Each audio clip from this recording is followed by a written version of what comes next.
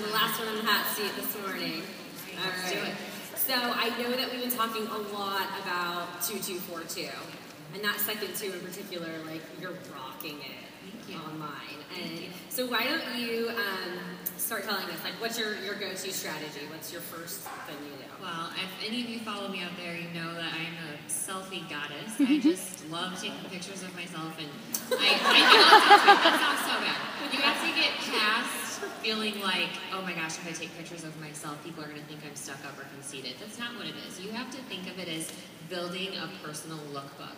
And so that's what I do. I take pictures of wearing things. I want my customers to see it in real life. I want them to see, you know, that's great. We have all of these gold pieces, but like, how do you layer the gold pieces? So that's what I do. Absolutely. And so, and I love that you are so open about it, because the frequency of what you're getting back from it, not everyone's seeing every post, right? No. So, I mean, I don't want anyone to think that, you know, I'm posting all these pictures and getting all these sales every single time. I'm building a lookbook. So it's funny to me because we all love getting those emails that we have a new order, right? And so I'll check it and I'll be like, oh my gosh, that girl liked that picture 2 weeks ago. Obviously, you know, maybe she had to wait until she got paid. Maybe she, you know, it just wasn't the right time. But I just think creating all those pictures, creating that relationship socially will get them eventually. And your selfies are more strategic than just a snapshot of yourself. Like, right. You're always, like, pushing something or, right. like, a how-to. Right. So I try to do it more quality over quantity. Like, I make sure the lighting's good, or I'm filtering things properly. I never post the price of anything. Not that I'm not proud of our price points, but you want them to fall in love with you and the piece. And then, you know, let them hang for a while. But I actually posted a picture of the Utopia not too long ago.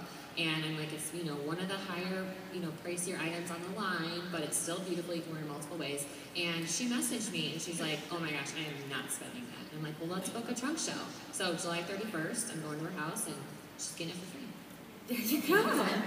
You have like a booking headband on, too. I do. I didn't even know I did, but I do, apparently. All right, so that's actually a good segue, because I love that you are using social media for your own personal sales, but it's opened up like this huge conduit for you for booking and sponsoring, right? It has. Just last month, for instance, I booked, I sponsored 20 girls, and I know that sounds like a lot. Woo! 20. And, you know, it's not happening online, but I'm planting the seed, and wherever Tish is, that video with the cards is amazing. I mean, I posted that, and I had girls messaging me like, okay, that's awesome. She started at 0, and she's worked her way up, and maybe they don't want to be a Tish, but, you know, like, I think people are afraid, and they don't think they can sell to their friends or whatever, so I use that tool, and then they contact me, and then we take it away from social media and make it personal. So it's starting there, yep. But you always are following up with a phone call or email or whatever works for them, right? You usually tell them your email address. Yeah, so I get my email. So if they comment on something, they're like, you know, like for instance, if I'm like, you know, what do you love to have this for free? I dangle that. And they're like, what do you mean for free? And so then I'll be like, email me. So it starts there, and I say, how do you prefer? Do you want me to email you information, or do you want to chat? And I'd say 50% want to chat on the phone, and some are just like, just give me information, you know. There you go. And that happened too when you were sponsoring and had that huge 20 in your last month. So tell us about how many people really wanted you to email them when it came to sponsoring versus talking to you. I'd say I talked to most, because I think that they're all so apprehensive at first, and they want information, but they like are, you know, they're scared. So I think they want to talk to you. So you have to plant that seed socially, and then you have to make sure you capitalize it and be personal and let them know you and do that. Absolutely. And I think one of the tips here, just to bring it back around to your selfie goddess comment earlier, so bad. Is it's great because you aren't afraid to share what your life really looks like with people. Yes, I'm sure you talk to me on the phone, you know. Yeah. I have 2 kids, a full-time job. One of my kids was jumping off the couch and like face planting on the floor while I was on the phone, and I'm like, I'm sorry, this is my world. But I think women appreciate that. I think that they want to see you in real time, and they want to build a relationship with you. And I brought a little prop because I still have my in-home trunk shows, but I make sure that this is on the pretty little table, because don't you want the women that you're meeting at trunk shows to follow you socially, because they're going to, you know, okay, I'll follow her.